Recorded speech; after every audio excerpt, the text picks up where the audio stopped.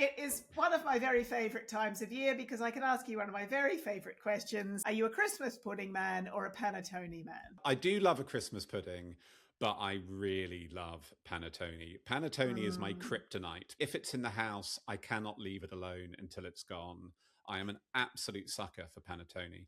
And in fact, when I was at the BBC occupying my measly position of commissioning power, there was a producer who used to bring me little Pannetones to try and encourage me to provide commission. So it was known. My love of Pannetones was known in the industry. You were bribable with I the was Pannetone. bribable. So have you broken into a Pannetone this year? I have. I've had 2 already.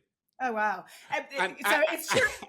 And by the way, something that's particularly sad, I actually buy a Panettone for myself, right? Because in our minds, Panettone is something that's only every, and then you re-gift it. I actually buy them for myself. Yeah, amazing. Although I'll confess I do too. This is one of our core areas of overlap, our shared love of Pannetone. So I suspected that you would go Pannetone, although I know that you also like a Christmas pudding. What I've forgotten though is whether you've got something where you only like cheap Pannetone or do you like luxury Pannetone? I like both. But I don't like Pannetones which start including chocolate or things like that. You don't like novelty Pannetone? No. It's actually a tough one for me because I love them both. I'm going to go Christmas pudding.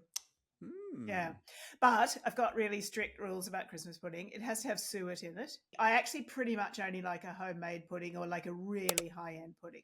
I don't like subpar pudding. Right. I like it absolutely drowning in brandy and aflame with cream, not ice cream.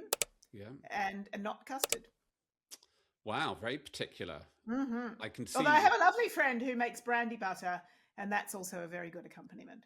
I can only imagine the mood in the G household if Lev forgets one of those steps. It's tense. Sophie, ham, hot or cold? Again, I'm going to go out of left field here. I'm going hot. I love a hot ham. I know. How about you? Cold, definitely. Yeah. And actually, I think my family, if they're listening to this, will be shocked because as a family, we only eat cold ham. But I have on occasion been to high-end Christmas parties in New York City where the ham has been served hot. I found it very satisfactory. It's going to be one of those revelations for your family, which they hear through the podcast and then realize that all these decades you've been secretly judging them on their ham. On their ham choice.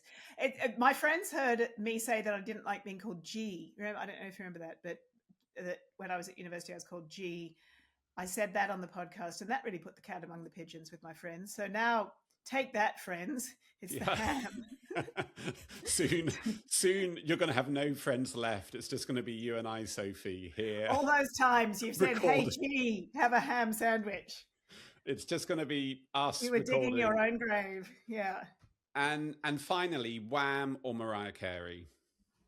Remind us, Jonty, if you will, what's the Wham song?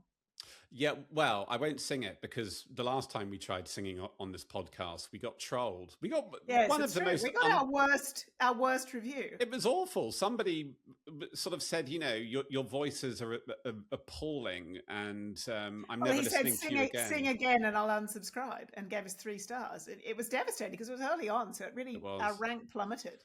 Anyway, so all I say is that Wham is Last Christmas. That's their song. Oh yeah, Last Christmas I give you my heart. No, Sorry. That's the unsubscribing. And then Mariah Carey the unsubscribing begin. And Mariah Carey is All I Want for Christmas Is You. A much covered Christmas classic. So I'm going to go, they're both great. I'm going Mariah Carey. What about you? I'm going, this is great. We've both gone completely the opposite way on every question. I love Last Christmas. I think it's one of the few novelty Christmas songs that isn't a novelty. I think it's a great song.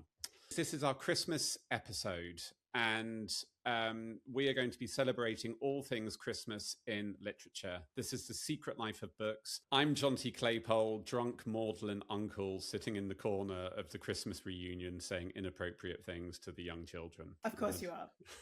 And I'm Sophie G. I'm planning to shove myself down the chimney in just a few nights' time saying, ho, ho, ho, and looking out for delicious things like carrots and slices of plum pudding at the bottom of people's chimneys. So watch out for me, guys.